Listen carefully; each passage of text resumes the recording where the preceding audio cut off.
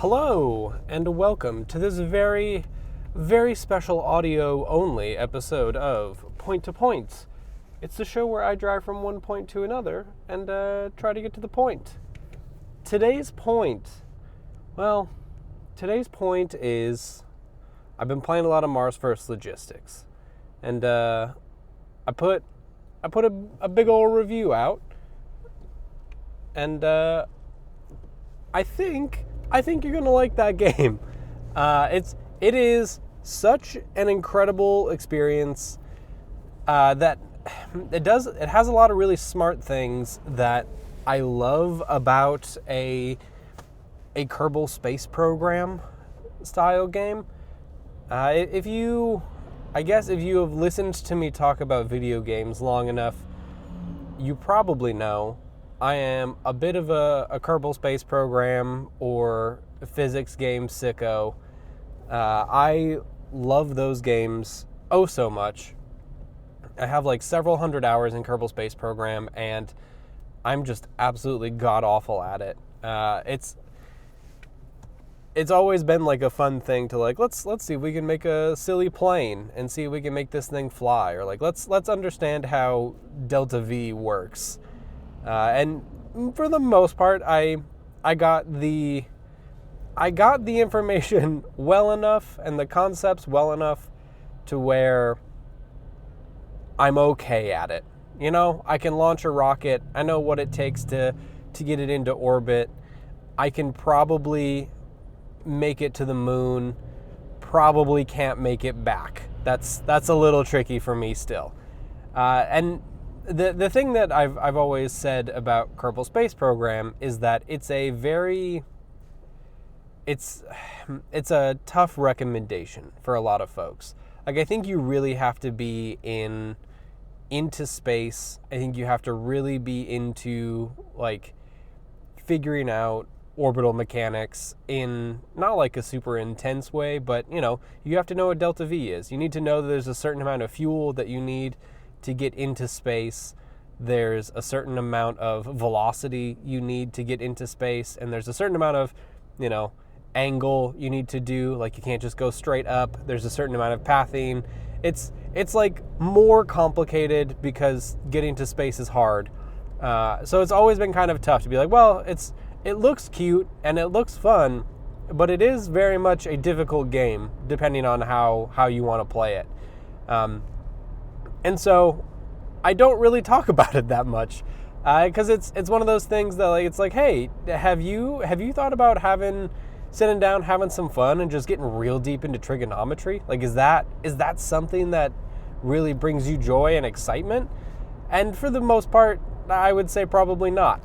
But, dear listener, I have good news for you. Mars First Logistics is here. Mars First Logistics is a physics building game that is, I would say, very akin to Kerbal Space Program. It's a game where you basically are provided a series of contracts that you have to deliver things from one point to another. Very, very like this show, if you think about it. One point to another, and you have to deliver them across the Martian surface, but the things are weird. And by weird, I mean just normal. You're not delivering cool space habitats or really intense scientific equipment that can't break. No, you're delivering a watering can and a stepladder and an umbrella, and you're building roads and you're doing things like that. And it's all in this very like kind of like whimsical, fun style that is, I think it's very much the art style of that really well-known graphics artist Mobius, but you would probably know it from Rollerdrome or even Japanese Breakfast Sable. Not made by Japanese Breakfast, but good soundtrack on Sable. So it's like pretty simple when you put it together like that. It's like, oh yeah, you just like, make a machine and you drive thing from point A to point B, and then you do that over and over again. The part that is so interesting to me about Mars First Logistics that like scratches that Kerbal Space Program itch, though, is that some of my favorite things to do in Kerbal Space Program is when you do get into space and you're like, oh shit, I got into space, but I have a very weird orbit and also no fuel. I have no way to get this poor little Kerbal guy back down to Earth. He is trapped up in space. And so there's two ways that you can go about solving that problem. Solution number one, you restart the mission. You're like, oh shoot, I didn't plan it out right. Time to restart. Let's do this the right way this time. Or the way that I solve these missions, and by solve I mean, try to solve, typically don't, is okay, well, we've already stranded one Kerbal in space.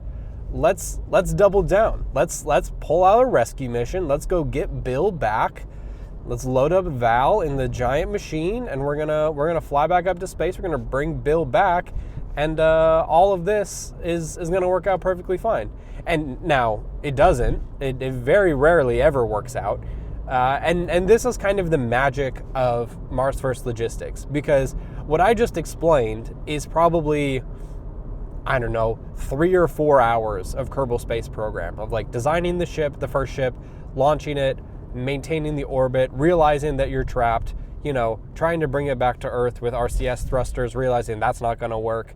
And then you have to build a second ship, outfit that to save them. Has to be slightly bigger because now, you realize that you didn't have enough fuel and all of that. And so that can be like a pretty stuck-in experience where, you're thinking about that throughout the day.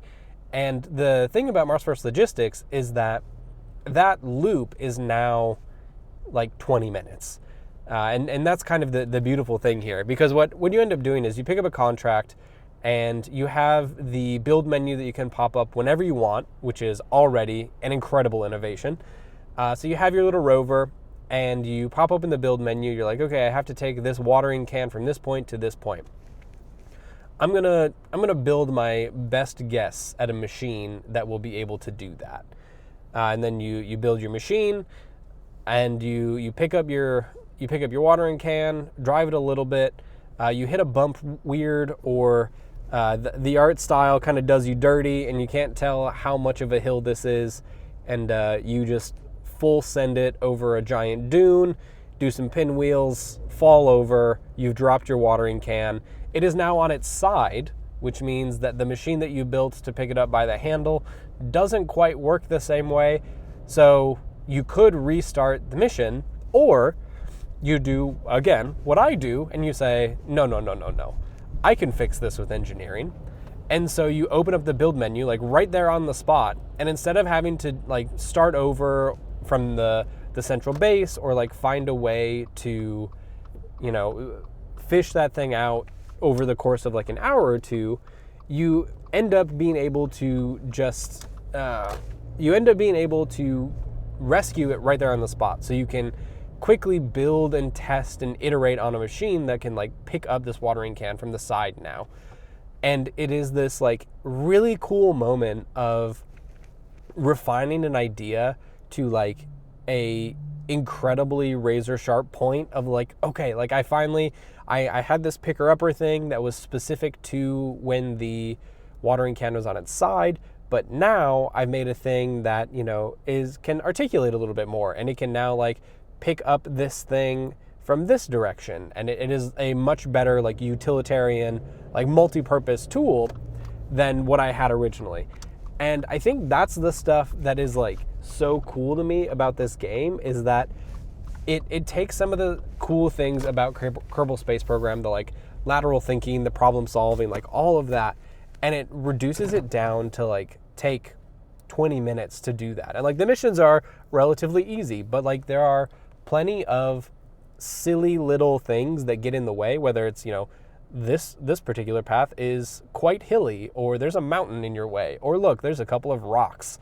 And all of those things sound rather mundane when you compare it to something like Kerbal Space Program, where it's like, thousands of kilometers where you have to go rescue Bill Kerman, who's orbiting around the sun at this point. And it's like a much larger problem. And really the thing that sells this game for me, like the problem solving is fun. I enjoy a lot of that. The build menu stuff is like actually really well done. There's a couple of like tiny quibbles I have. Like you cannot articulate moving parts in the build menu. You can just kind of set them at their, closed, extended, or fully open state, which is like a tiny quibble. That's something, because the menus are so snappy, it's not that big of a deal. And then the last bit that I think is like really the thing that sells this game for me, and why it's like very much a top 10 contender for me, like probably top 5 at this point, is it's fucking hilarious. As a game that is like, there is no text, or there's no like story going on, there's no narration, there's none of this.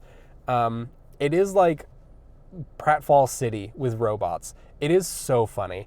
There's like silly moments where it is just like self-made hilarity, where you're like going over a rise, and like I said, you juiced it a little too much on the throttle, didn't realize that this was a like cliff instead of a hill, and you just like full send it over this hill, you go pinwheeling, and whatever you're holding on to is just like yeeted off into the distance like you're a trebuchet. And then you got to go figure it out. And it's just like moments like that are hilarious and just really silly, because again, like the challenge to cleaning up that mess is pretty quick, and also has a little bit of like puzzle thinking to it, which I enjoy.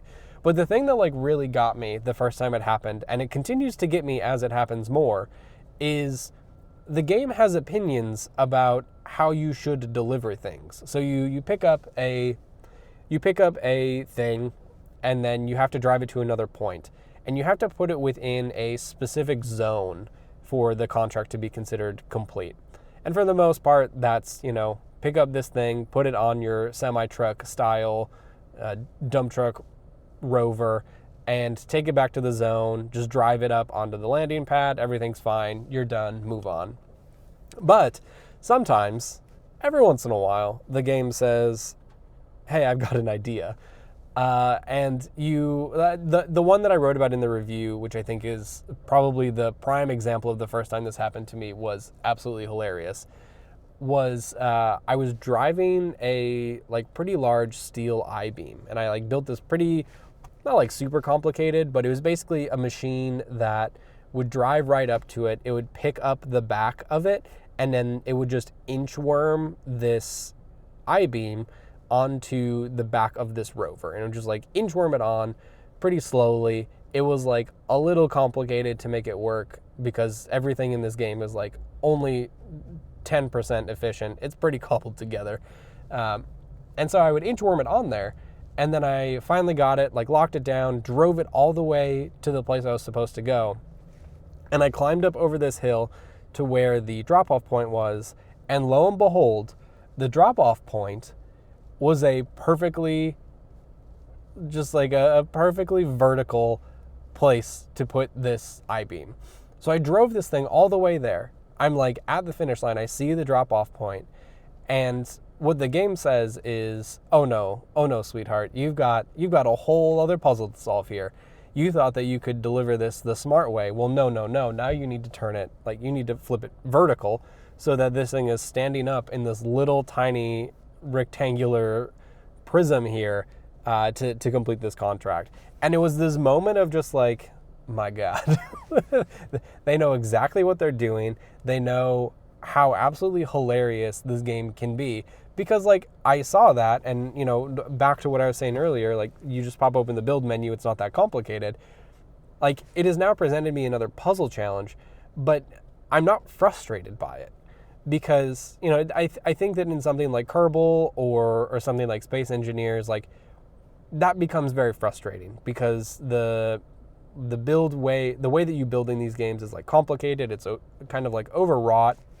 You usually have to do it at a central place and then deliver it somewhere else, and it's like a whole sequence of steps that you need to like stay on top of. But here it's just like, okay, well, like you delivered it most of the way, so now what you need to do, you don't need to make a machine that can pick up this I-beam, flip it vertically, and then safely transport it 7 kilometers across Mars. You simply need to make a machine that will pick this up and then very jankily rock it into this zone. And that's what I did. And it was a hilarious, fun thing because not only did I get this weird comedic surprise, but I also now have this really dumb machine that like functions like an LA lowrider, just like rocking it back and forth to like try to get it in the proper zone. Because also, you don't need to make the best machine. You simply need to make the one that works. And that's kind of the other fun thing here is that like you could go really crazy and like make a really cool looking rover that has like the double bogey suspension that Curiosity has and like can maintain all of this stuff. But the game very quickly will hand you blueprints for things that are like box carriers that are like pretty easy to replicate and kind of modify. And then it'll also just give you like straight up cars. Like here is a scout car. This is a thing that just goes really fast and like drops radio beacons. But this is not like, you're not building NASA approved equipment here. You're making little tiny unitaskers that do one thing mostly okay, and that's good enough. So I think Mars First Logistics is like honestly one of the best games I've played this year. I know there's a lot of good ones, but this one very particularly tickled my brain that loves these types of building games. And I really think you should give it a shot. Like even if these are not the kinds of things that you end up playing, because it really is built with, you know, beginner in mind to not be super punishing. But like I said, you can go absolutely buck wild with some of these things. It also has Steam Workshop support. I haven't gone plundering that quite yet, but this might be the first game that I dig into the Steam Workshop because I cannot imagine what kind of cursed machines are hiding inside the minds of other people. So yeah, go check out Mars First Logistics. If you like this, like what I'm saying about it, go check out the review on 70percentcomplete.com. There's a bunch of other stories in there, and I really think that it is a top 5 game for me. It's so good. I love Mars First Logistics. Go check it out. But yeah, that's gonna do it here. I'm gonna have to go hop on this good old choo-choo train that hopefully was not engineered by someone like me. So far, so good, although the downtime on the Massachusetts Bay Transportation Authority has been not great, so who could say? But thanks for hanging out for me on this drive this morning. I will catch you later. See ya!